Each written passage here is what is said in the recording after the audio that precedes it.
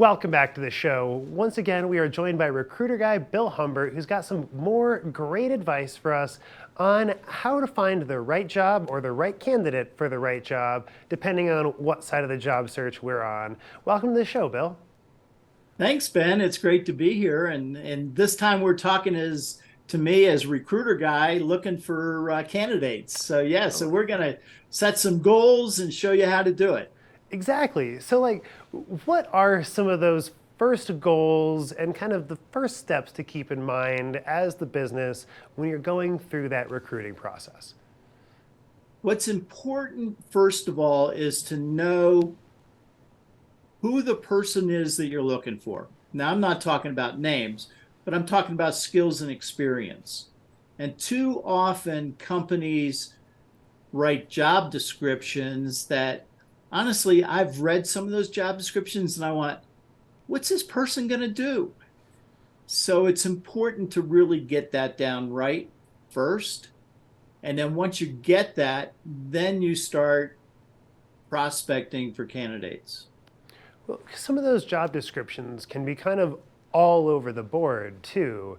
Like I've seen some posts where they're looking for a marketing person, but a lot of the skills they list are like photography and videography skills or graphic design skills, not necessarily somebody who's apted for coming up with marketing campaigns. And it seems to me, though, that sometimes those jobs descriptions can get bigger and bigger and end up covering almost everything the business does. So, how would Yeah. you recommend that we kind of set the right metrics and kind of narrow that down a little bit? You know, what you just described, Ben, was scope creep. uh, what I suggest and coach with my clients is to create job descriptions that reflect what is going to be required. And I tell them just put three requirements for the first 3 months that you expect that person to complete. And then three more for the next 3 months. So there's 6 months. And each one of them gets progressively more difficult to attain. And then three for the 9 month and three for the 12 month time. So that person knows when they look at that job description exactly what the job's going to entail. And they may self-select out.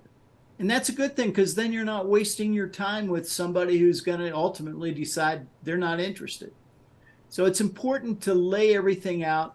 And that way, the person, fewer people are going to apply, which means you don't need as many, as much dependence upon what they call artificial intelligence in the applicant tracking world. I personally call it artificial intelligence because it doesn't do a good job selecting people either.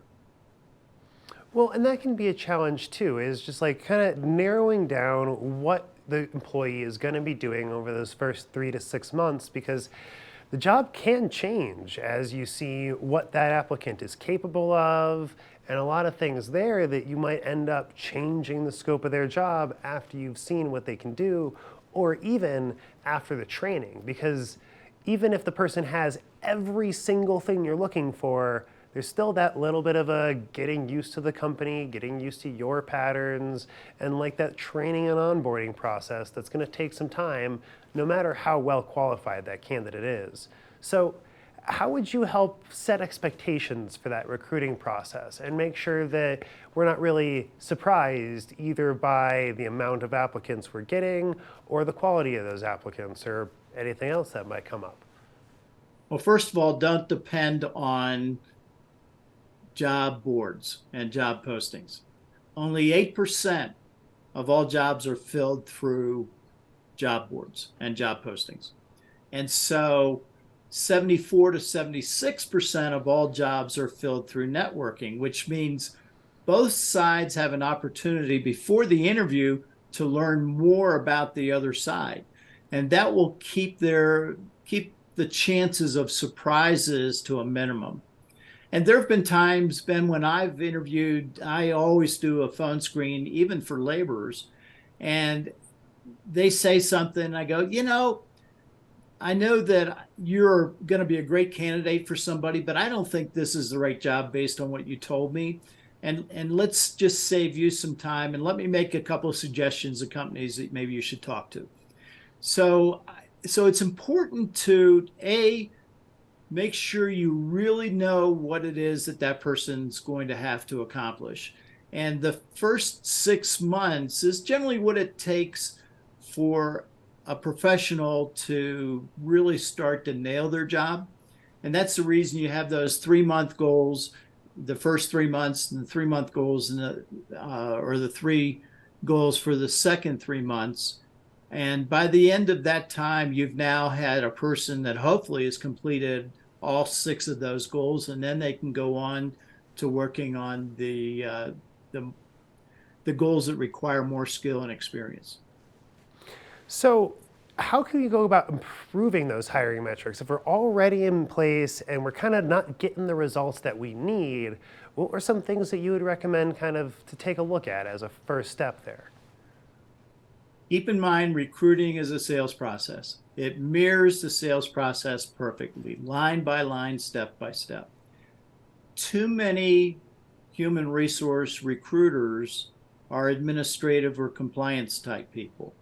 They're not sales professionals. So one of the first steps is to require those recruiters to do the same thing us professional recruiters do. And that is have a goal of how many people we're going to talk to in a day. And I strongly suggest, and when I managed just one recruiter in a startup, both of us had to talk to a minimum of 20 candidates per day. And that was in prospecting. And then we were making decisions as to whether we wanted to continue and bring that person in for an interview. So when you're going through that process and you're talking to 20 candidates a day, are you getting most of those candidates through networking processes, or are you finding them through a combination of networking and job boards? Everything. I do everything. I get on LinkedIn. I see if I can find them on LinkedIn. I get on Google and Bing, see if I can find, the higher level you can actually find, the lower level, not so much. And then, I'll get on the job boards and look at the resumes of the people who are looking. And then I'll find a way without paying to to find that person. So they could be they're on LinkedIn. So I just go through LinkedIn and connect with them. And now I've got their contact information. Well, I had an experience recently with a recruiter myself where they cold called me kind of out of the blue, and I answered it expecting a spam call, but they were looking for equipment operators for the mining industry, which I don't know how they came across my contact or resume, having no experience in mining.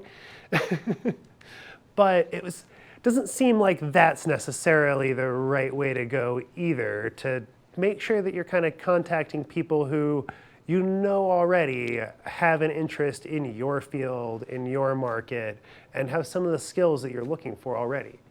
Exactly. So I would be talking to the competitors of the mining company and learning who works for them, and networking.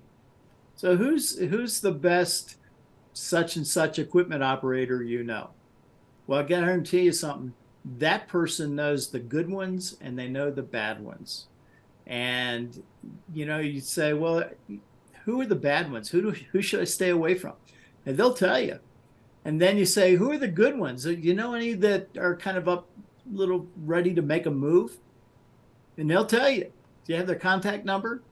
Yeah, sure. Would you mind contacting them and letting them know I'm going to call? Oh, absolutely. Because they never know when they're going to need me too. Makes sense. And then it also primes the pump for the person to get the call, to be expecting that. To be, oh, great, I have this opportunity on the horizon. And they're excited to talk to you. Exactly. And you as a recruiter, you gain a reputation. And I've known some great HR recruiters. There's a guy in the state of Washington by the name of Chris Dahl. And as soon as we started working together, I was doing a contract for Intermec. And as soon as we started working together, I went, this guy's got it.